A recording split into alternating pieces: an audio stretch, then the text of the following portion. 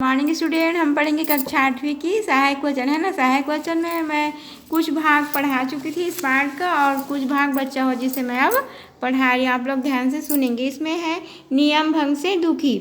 मोहन को सबसे बड़ा दुख तब होता है जब उससे कोई नियम भंग हो जाता है। स्कूल में हेडमास्टर ने सबके लिए खेल अनिवार्य कर रखा था।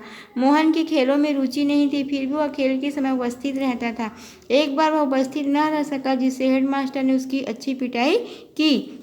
पिटाई से तो उसे दुख नहीं हुआ, दुख इस बात से हुआ कि उसने पिटाई का काम किया, स्कूल के नियम का पालन नहीं किया। देखिए, स्कूल का नियम है ना बराबर क्लास अटेंड करना।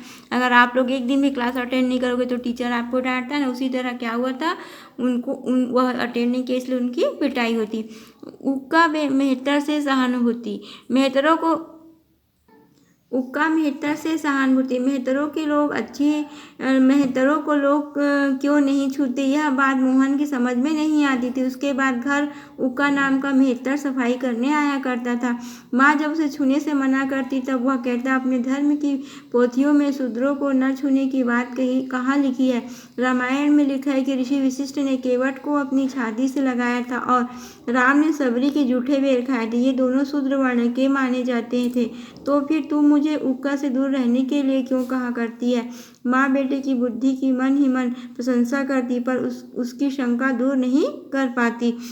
देखो, बचपन में हमें कई बातें जो हैं वो अच्छी नहीं थी, जैसे कि मोहन को उनके यहाँ जो एक मेहतर काम करने आता था उससे उसकी माँ क्या बोलती थी, उसे नहीं छूना है। तो वह कहता था कि रामायण में श्री रामचंद्र ने सबरी के जूठे बेर खाए थे और वशिष्ठ जी ने केवट को गले लगाया, फिर आप क्यों मुझसे इसे छूने के लिए मना करती हो। तो उनकी माँ जो थी अपने बेटे की बुद्धि को सुनकर क्या करेगी, मन ही मन प्रशंसा ने अपने बेटे की बड़ाई करने लगी।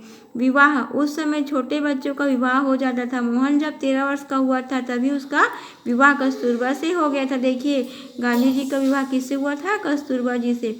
वे काबा गांधी के मित्र की लड़की थी। मोहन और कस्तूरबा एक ही उम्र के होने का हमजोली की भांति साथ साथ खेलते थे। परिवार के धार्मिक वातावरण में मोहन और कस्तूरबा के महान संस्कारों का निर्माण हो रहा था। माता पिता का प्रभाव। मोहन के माता पिता धार्मिक, सत्यवादी और अपनी बात के धनी थे।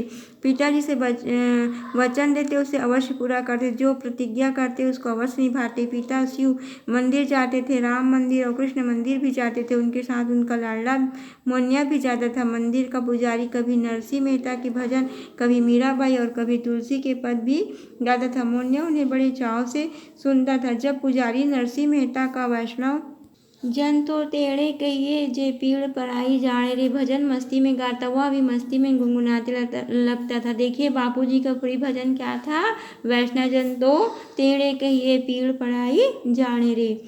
ये गुजराती भाषा में है ना, गुनगुनाते लगता। उसके बापू दीवान थे, इसलिए सभी धर्म के प्रतिष्ठित लोग उनके पास आते थे और धार्मिक चर्चा करते थे। मोहन उन्हें सुनता रहता था। इस तरह माता पिता की धार्मिक उदारता का उस पर प्रभाव पड़ना स्वाभाविक था।